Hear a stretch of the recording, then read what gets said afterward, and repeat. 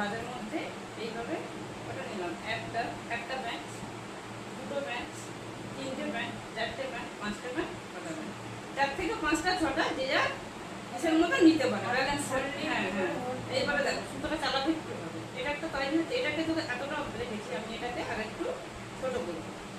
তাহলে কি হচ্ছে, একটা কাঁচির মতন জিনিস তৈরি হচ্ছে, তো সিজারের মতন একটা দেখো তৈরি হচ্ছে।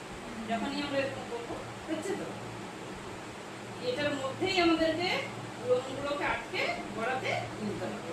এটার মধ্যে দেখো এটা এইভাবে, এইটা আগে বুঝতে হবে।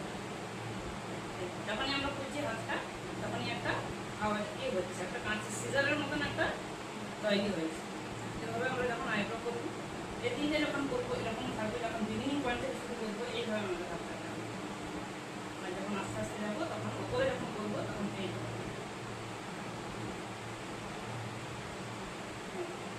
তোমরা এখন তো দিনে না, তোমরা এটা সাপোর্ট নিতে পারবে না, তোমাদেরকে সুতো কেটে কেটে আমরাও যখন প্র্যাকটিস করি এইভাবেই সুতো কেটে কেটে দিতে পারবো।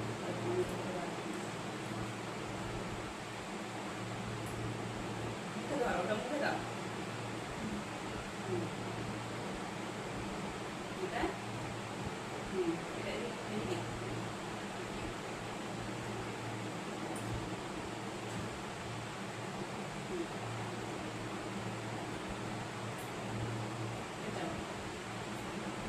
আমার সঙ্গে দেখো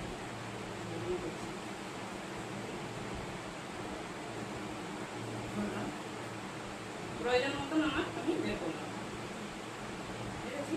হ্যাঁ একটা, দুটো, তিনটে, চারটে, 5টে, ব্যাস আর দরকার নেই।